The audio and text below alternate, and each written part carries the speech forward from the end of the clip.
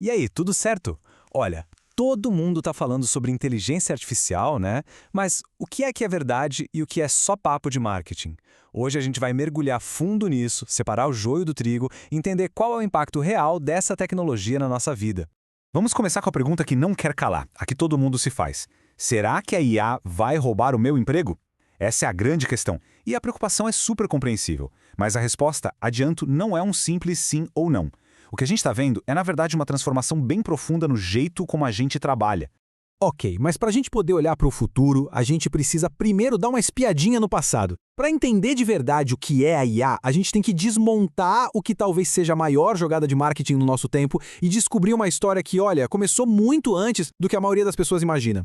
Pode até parecer que a IA surgiu ontem, mas a verdade é que as raízes dela vêm, acredite, de mais de 70 anos atrás.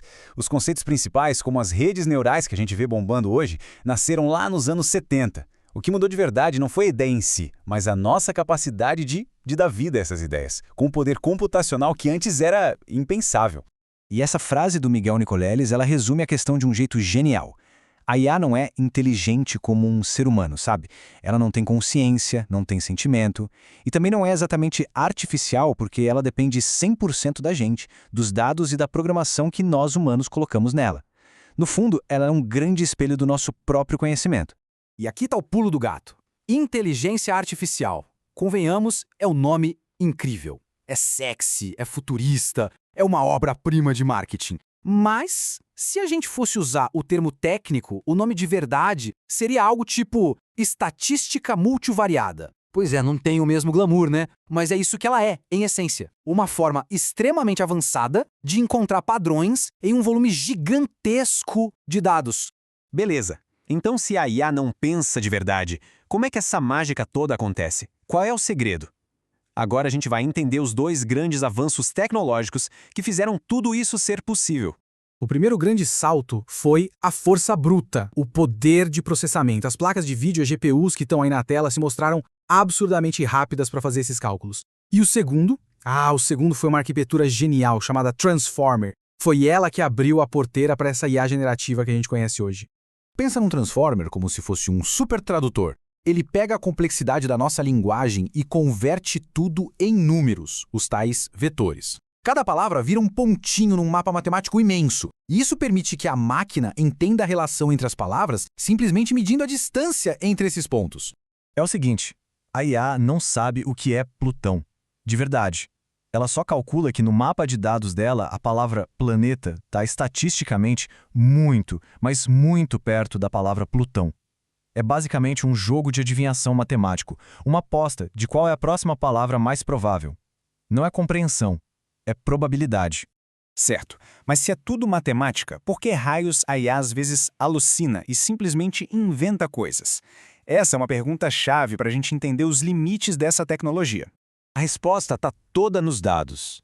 Pensa naquele mapa de palavras. Se esse mapa tiver buracos, ou se as informações estiverem meio tortas porque o treinamento não foi perfeito, ela pode acabar fazendo a conexão errada. A resposta até parece fazer sentido, mas no fundo é só uma miragem estatística, uma previsão furada baseada em dados que não estavam 100%. Muito bem, agora que a gente já entendeu um pouco melhor como a IA pensa, vamos voltar para a nossa pergunta lá do começo sobre empregos, só que agora com um outro olhar. A criatividade, a intenção, aquela faísca de uma nova ideia, isso tudo ainda é nosso, é humano.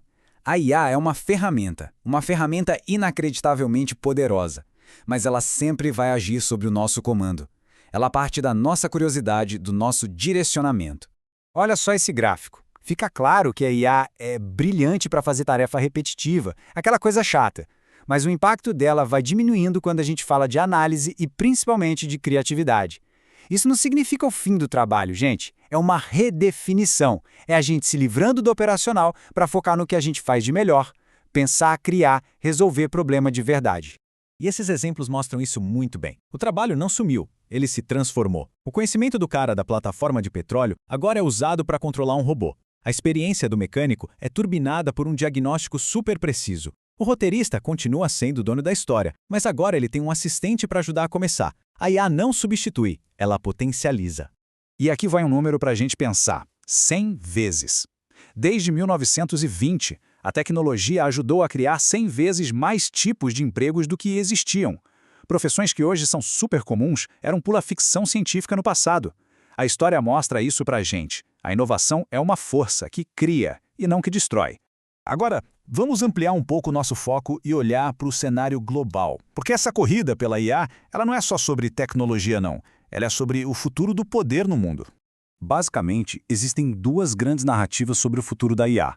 Uma, mais apocalíptica, que fala dos riscos de uma superinteligência, quase como nos filmes, e a outra, bem mais pragmática, que vê a IA como o que ela é hoje, uma ferramenta para a gente destravar um novo nível de produtividade e de criatividade.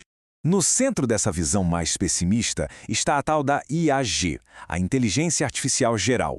É a ideia de uma IA com consciência própria. É super importante entender que hoje isso é coisa de ficção científica, não é a nossa realidade tecnológica atual.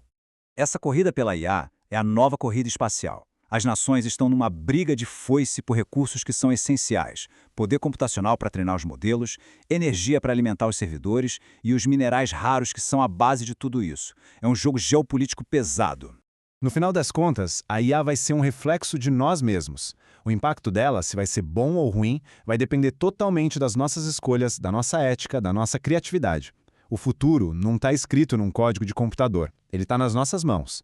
E com isso, a gente chega na pergunta final. A IA é como o fogo, como a internet. O poder dela pode tanto construir quanto destruir. A verdadeira questão aqui não é sobre a máquina. É sobre nós, sobre a humanidade. O que a gente vai fazer com todo esse poder?